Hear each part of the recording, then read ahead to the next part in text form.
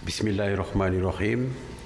Assalamualaikum warahmatullahi wabarakatuh dan salam sejahtera kepada seluruh rakyat Malaysia yang dikasihi sekalian. Saya mulakan dengan laporan hari ini dengan Task Force Operasi Pematuhan. Task Force Operasi Pematuhan yang diketuai oleh PDRM telah melakukan 72,146 pemeriksaan semalam bagi memantau dan menguatkuasakan pematuhan SOP PKPB. Sebanyak 3,517 pasukan pematuhan telah membuat pemantauan yang melibatkan seramai 17,831 anggota. PDRM juga telah mengenakan 148 sekatan jalan raya rentas sempadan negeri di seluruh negara dan memeriksa sebanyak 283,677 kenderaan berbanding dengan 147,327 kenderaan pada hari sebelumnya. Sebanyak 229 kenderaan telah diarah berpatah balik atas cubaan rentas negeri tanpa kebenaran. Antara negeri yang mencatatkan cubaan rentas negeri yang tertinggi adalah Melaka sebanyak 70, Selangor 53 dan Negeri Sembilan 49. Maknanya masih ada lagi yang cuba merentas negeri. Sama ada mau balik beraya ataupun tidak, tapi masih lagi ada yang cuba merentas negeri dan jumlahnya bertambah. Semalam PDRM telah menahan 33 individu di atas kesalahan engkar arahan PKPB dan daripada jumlah tersebut seramai 30 individu telah pun direman manakala 3 individu diberikan jaminan polis.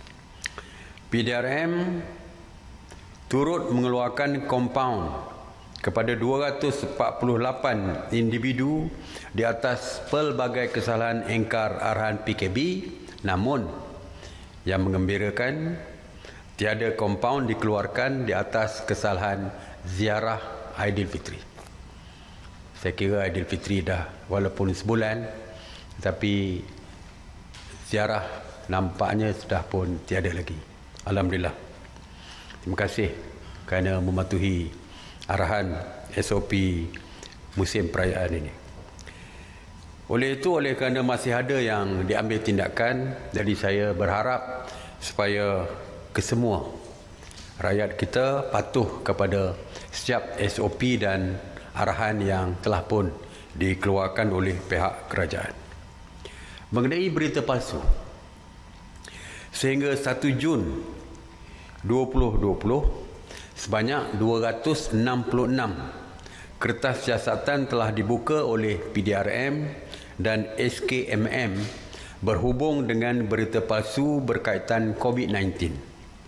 Daripada jumlah tersebut, sebanyak 179 masih dalam siasatan, manakala 30 kes telah didakwa di mahkamah dan 11 telah diberikan notis amaran dan 18 telah mengaku bersalah.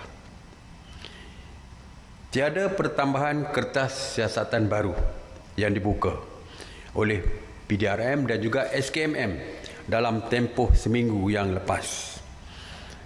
Alhamdulillah, kalau ini merupakan gambaran tentang kesedaran rakyat yang meningkat dan mematuhi perintah dan larangan kajian ini. Jadi saya haraplah ini merupakan berita baik, iaitu tiada siasatan baru, kertas siasatan baru dibuka di atas kesalahan berita palsu mengenai COVID-19.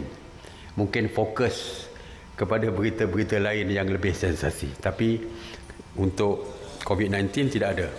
Mungkin banyak yang membuat berita palsu tentang politik dan sebagainya, saya tidak tahu. Tapi untuk COVID-19 sudah tidak ada. Alhamdulillah.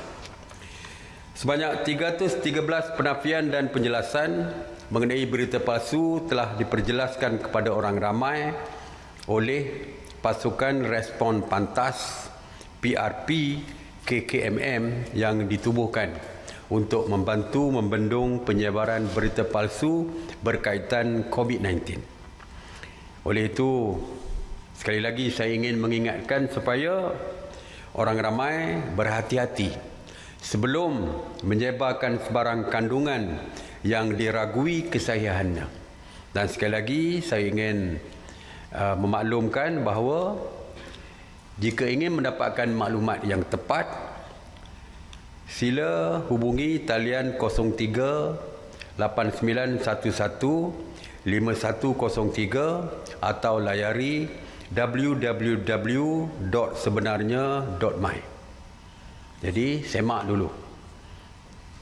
Ya, cadangan kita, saranan kita, semak dulu sebelum sebar. Pastikan kesahihan berita sebelum menyebarkannya.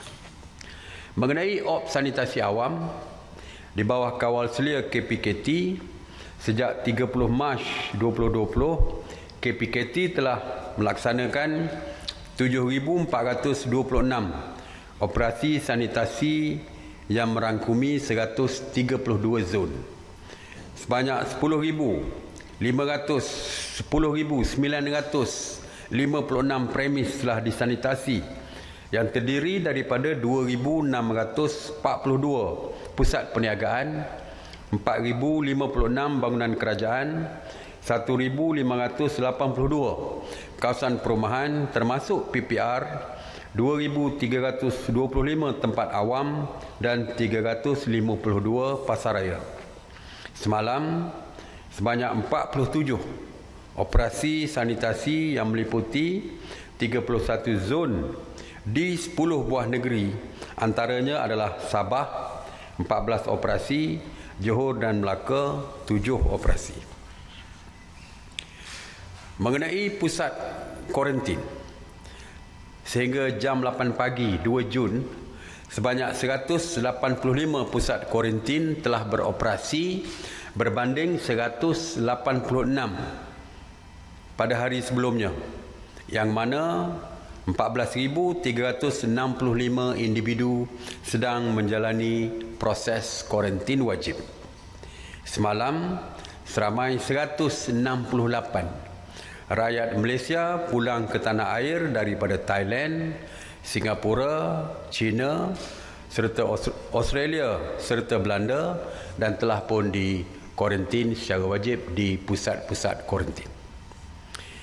Seramai 48,773 rakyat Malaysia yang pulang ke tanah air sejak 3 April 2020 telah menjalani kuarantin wajib dan sehingga hari ini seramai 38,021 individu telah pun selesai menjalani kuarantin wajib dan telah dibenarkan pulang.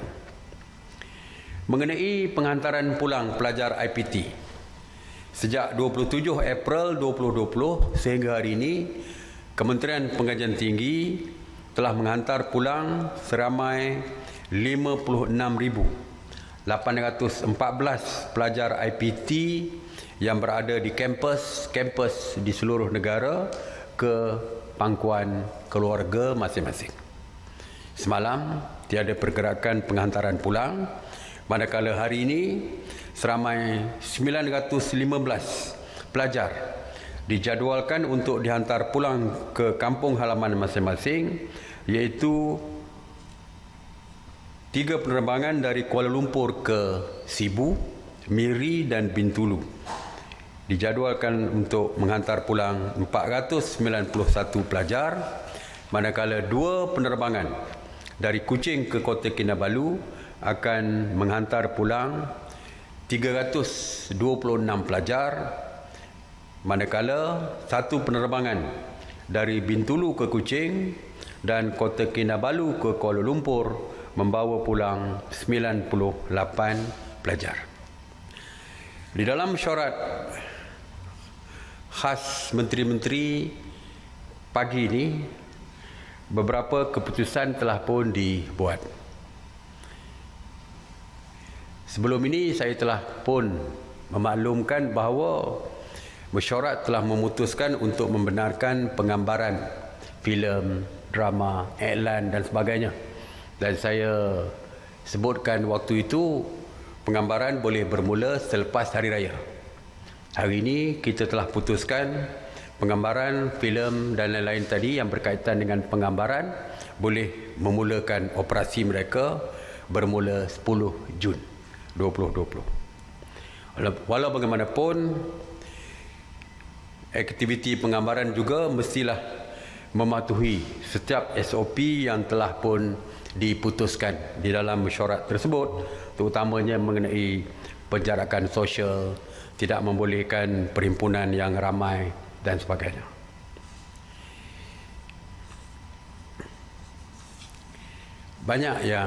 Rupanya banyak yang nak bernikah sewaktu PKP dilaksanakan, PKPB juga, dan antaranya terpaksa merentas negeri kerana pasangannya berada di negeri lain. Jadi ramai yang memohon daripada pihak polis untuk merentas negeri untuk akad nikah pasangan-pasangan ini. Jadi mesyuarat faham keperluan tersebut. Jadi mesyuarat pada hari ini bersetuju untuk membenarkan rentas negeri bagi urusan akad nikah dengan syarat yang sama, iaitu perlu mendapatkan kelulusan daripada pihak PDRM.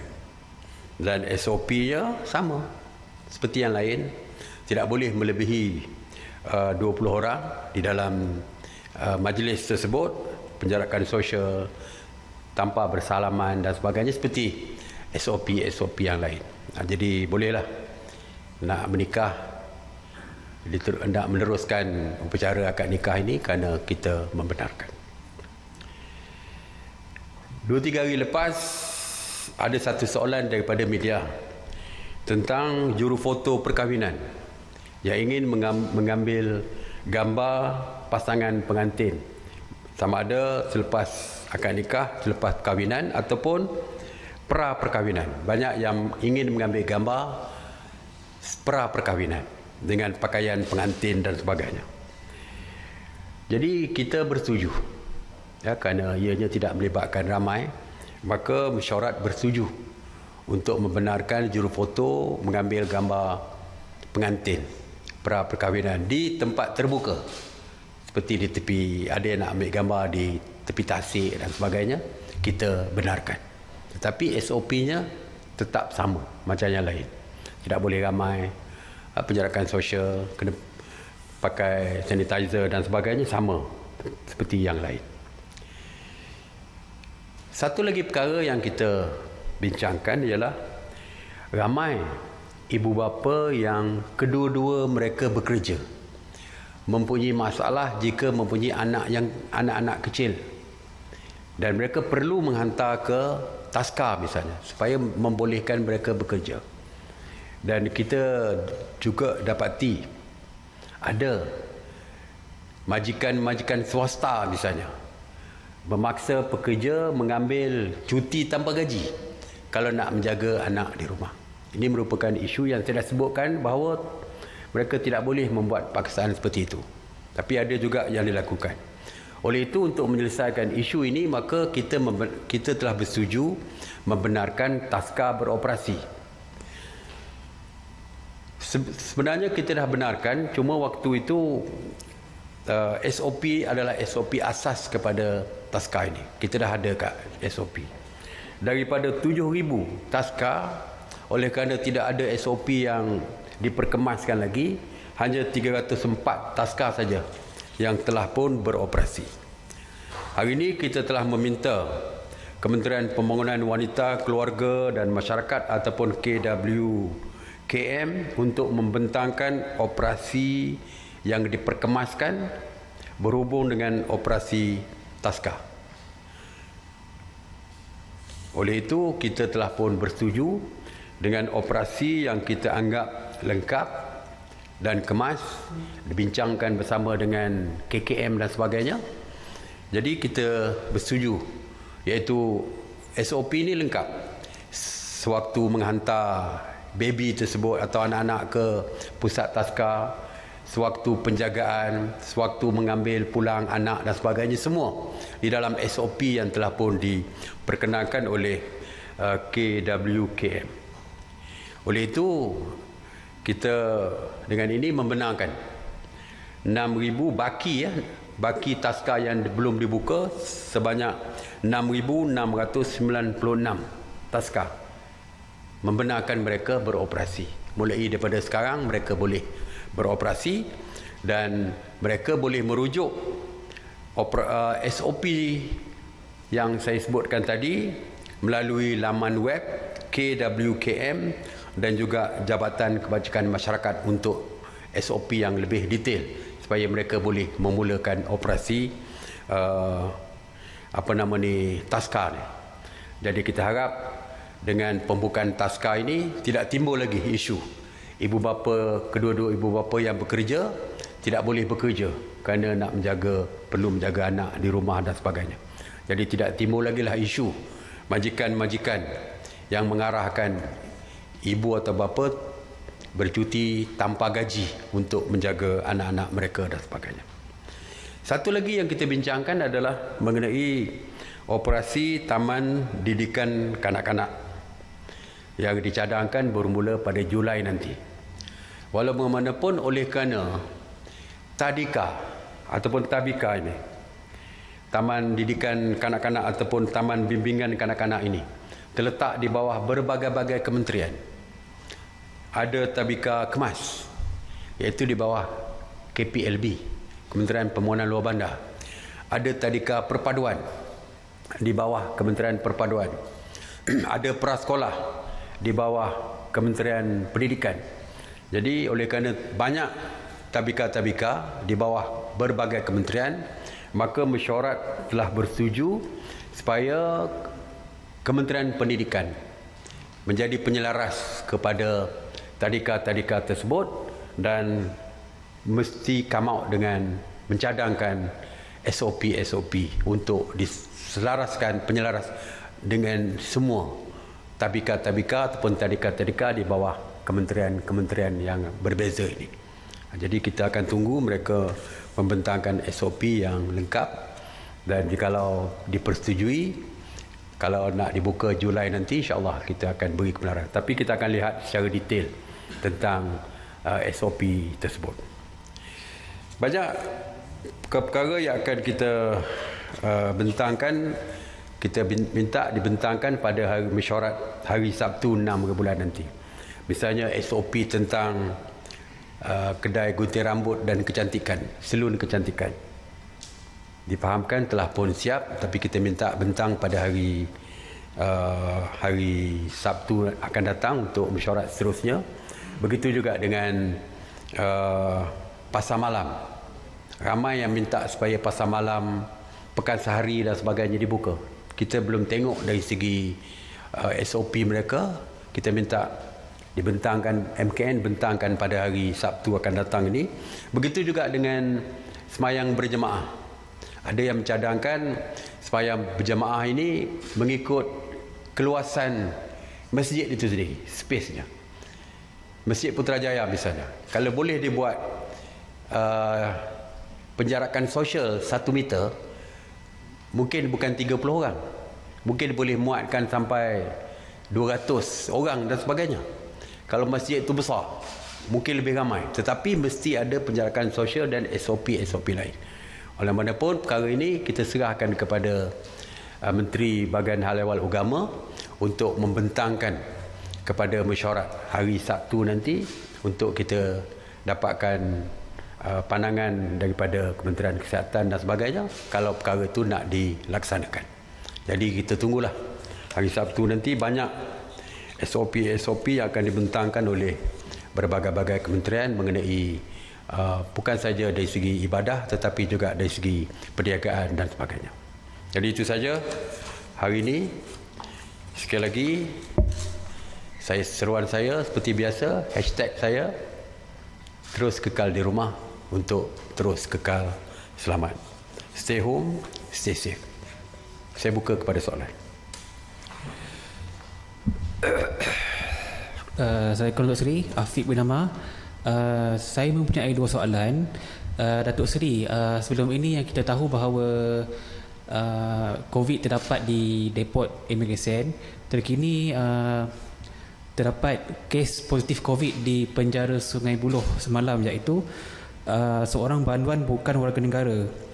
Soalan saya adalah, adakah proses saringan akan dibuat di semua penjara atau penjara yang mempunyai kes COVID sahaja? Okey, soalan kedua saya adalah, setakat ini berapa banduan dan kaki tangan yang telah disaring di penjara Sungai Buloh? Sekian, terima kasih. Okey. Prinsip kita sama saja ya.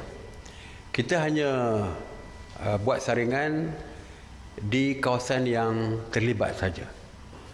Katakan penjara Sungai Buloh, kita hanya buat saringan bagi banduan di penjara Sungai Buloh, tidak seluruh penjara di Malaysia yang ada COVID positif saja di kawasan tersebut. Seperti juga kita buat di depo tahanan parti. Banyak depo tahanan parti di seluruh negara, tetapi oleh kerana positif hanya berlaku di Semenyih, depo Semenyih, depo Bukit Jalil dan depo KLIA, 3 saja tempat yang kita saring. Macam juga penjara di penjara Sungai Buloh. Jadi tak perlu penjara-penjara lain, kecuali ada COVID positif di penjara lain. Di Sungai Buloh pun, kerana kedudukan blok Sungai Buloh ada 8 blok penjara. Oleh kerana satu blok saja yang kena, di blok yang berkaitan saja yang kita buat saringan. Kerana penjara ni saya fahamkan dia tidak bercampur-campur dengan blok lain. Jadi blok satu yang terkena positif itu saja yang kita buat saringan. Blok lain belum. Tidak ada saringan dibuat. Setakat hari ini, mulai hari ini, kita akan membuat saringan untuk blok yang berkaitan. Terdapat 600 banduan. Jadi kita akan buat saringan keseluruhan 600 banduan tersebut. Cuma kaki tangan penjara, the whole penjara tu, kita buat saringan ke semua kaki tangan penjara seramai 700 orang. Jadi yang kerana mungkin kaki tangan penjara, dia akan bekerja di semua blok di penjara, termasuk di blok yang berkaitan. Jadi kita saring semua sekali, tetapi banduan hanya di blok yang berkaitan saja. Okey.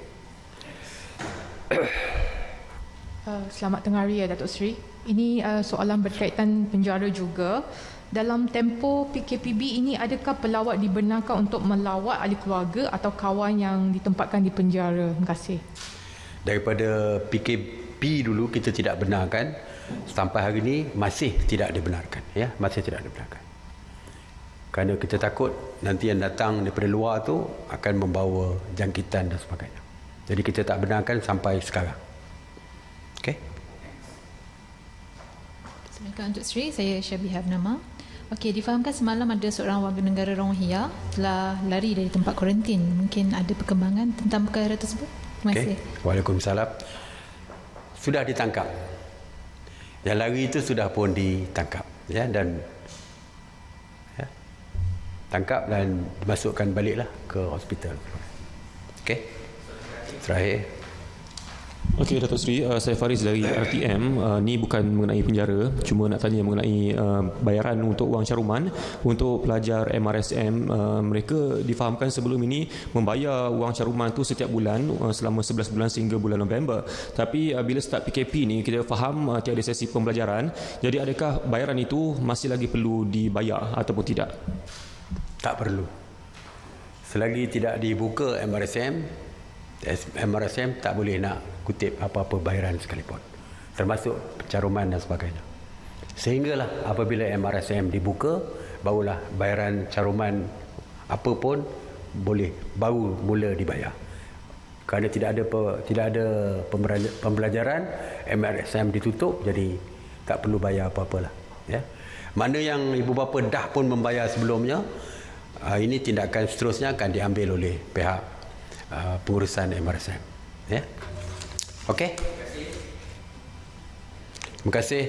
Assalamualaikum warahmatullahi wabarakatuh.